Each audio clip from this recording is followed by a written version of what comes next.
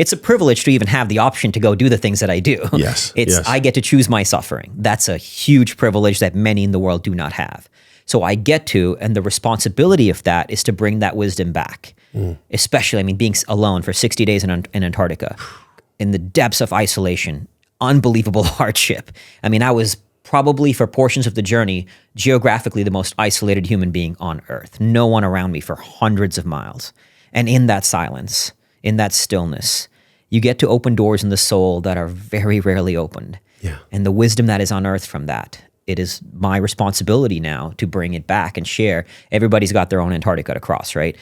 Very few, if anyone's going to actually go to attempt to cross Antarctica. It doesn't call me. We all, and that's fair. Yeah. But we all have our battles. Life has struggles. I mean, the sled you were pulling, it's such a metaphor. You pulled, I think it was 400 or 420 pounds. So you pulled this, for y'all who haven't seen the first episode, we'll link it in the show notes today because like it's so cool to see the before and after. Yeah. That's what I'm really wanting the juice today. Yeah. Because like you said, all of us are on our own journey. And sometimes what seems like a divorce, God forbid, like knock on wood, a loss of a child, or just something so traumatic that it can seem like being alone out in the snow. Absolutely. For many of us on an emotional level. Yet you were pulling this 420-pound sled for hundreds of miles. Was there an emotional sled that you were also carrying at the same time? There were moments out there where, before going to Antarctica, I'd done a lot of work to confront my own inner demons from serving in war, losing friends, going through a challenging divorce, all of those things. So I didn't have moments of sort of confronting new demons. I did have moments. I remember one day skiing, just thinking about my buddies that I lost in the war and just started tearing up. You know, thinking about, I mean, when you spend that much time with yourself, this is one of the biggest challenges in polar expedition, is that you're skiing into empty white nothingness. So there's no stimuli to engage you. And unlike when I've done mountain climbing, for example, because it often gets compared to Everest, let's say, when you're on a mountain, the terrain puts you in flow in many ways because you can fall off the mountain. So like, for example, when I climbed Denali at 16,000 feet, there's a ridge line, 1,000-foot drop on each side. So you're not thinking about things, you're not wandering, your mind is right there in front of you because there's a drop and there's consequences. In Antarctica, it's just flat, white nothingness. So your mind has the luxury and the burden to wander, and that becomes the most mental challenge. So your mind goes everywhere. So I did think about buddies I've lost. I thought about my life with my wife, how we got here, the future we want to create. I had all of that.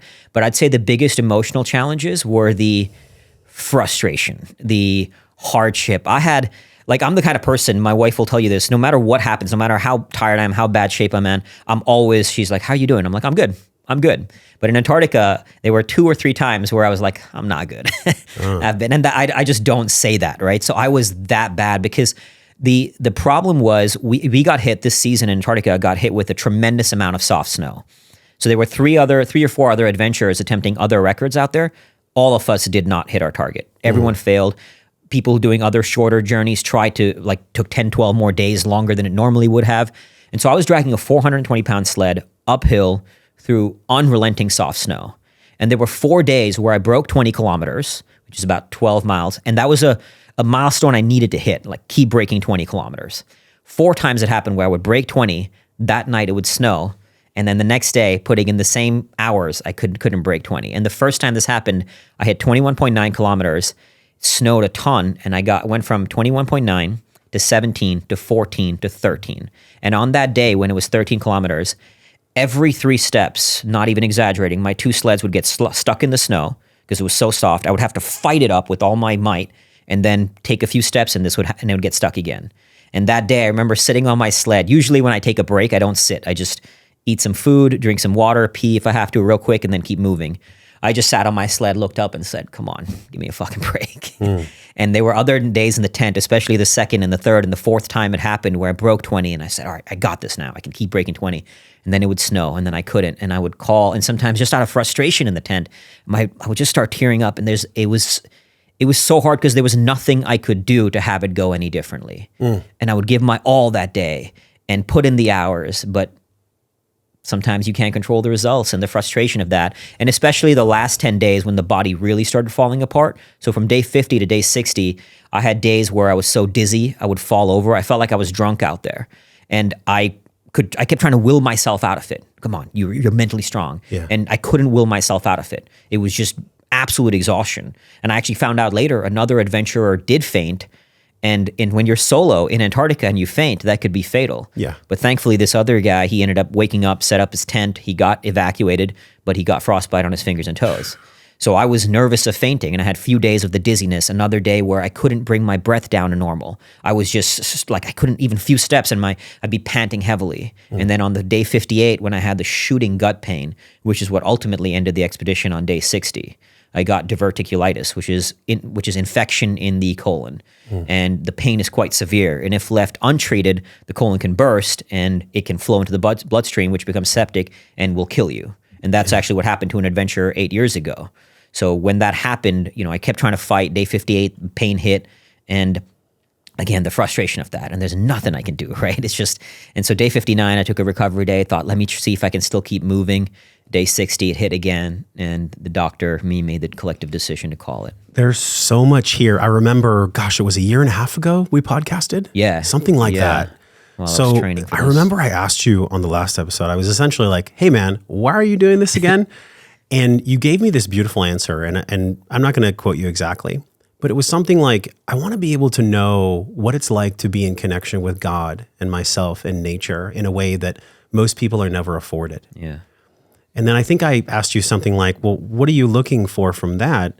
And your answer was essentially a deeper connection to the divine, a deeper connection to life and to the isness. Mm-hmm. Did you get what you were looking for, or did you get so much more? Because I can only imagine having a clear expectation and a dream and a hunger to cross the finish line, but then God and nature gave you a different result. There had to have been a gift that you never even saw coming. There was a desire, obviously, to finish the full crossing. Like a burning desire. You trained so hard. I trained, it felt Every like an day Olympic was athlete. your job. Yeah, 4 years trained for it.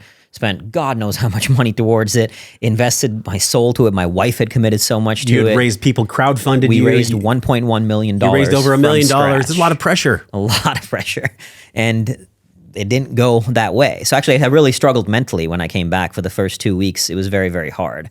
But to answer the question of, I did get some moments of that pure oneness with the divine, where everything sheds, the masks that we wear in the normal life that form as a result of the decadence, the distractions around us, those get shedded. Yeah. In this very raw, actually call it a raw experience, because it has 3 elements: reclusion, adversity, and wilderness. So a raw experience. And when you go through that raw experience, it sheds the filters through how we view the world. It sheds that lens of reality, the constructs that shape our experience of reality, and you get to feel true oneness, unfiltered experience. And I had some moments like that, and literally tears streaming down my face while skiing, just pure bliss. And there were other moments, because it was so hard, I didn't get as many of these moments of awakenings, if you will, of oneness, than I have sometimes on other things I've done, like the darkness and other solo expeditions, because it was so hard. So often I was just consumed by the struggle, being on what I call the struggle bus. And that was just unrelenting. And in a way, that itself was its own spiritual journey, because that forces you back into the present. When every day, there were many days that I could have quit. Even we knew by day 45 or day 48 that the crossing was no longer possible. The math was just no longer feasible. And I spoke to my polar mentor, my polar coach, and we were both clear there's nothing that could have been done to have it go differently. And all those days of frustration, all those days of hardship, you get in your tent, and some days even waking up and then seeing the snow, your mind starts thinking ahead, how much this is going to suck. I can't make it. The pressure if I need to hit the distance. All you have to do is bring yourself back into the center. Bring yourself back into the now. So had I not gotten such soft snow, possibly could have pulled it off. But I wouldn't have gotten those moments of constantly having, think about the metaphor of life. How many of us are just punched by life over and over again? Sometimes things happen. All you can do, we can't control a lot. I couldn't control a lot in Antarctica. All I could do was control that next step. I don't know how it's going to play out the next day. I don't know how things are going to happen. I don't know if it's going to snow. I don't know what kind of conditions I'm going to get. But I can at least bring myself back into the now and keep moving forward. That's that process of returning to center, of staying in the now over and over and over again. That's life. If you love that video, you'll love the one on the screen right now. Click the one on the screen and enjoy.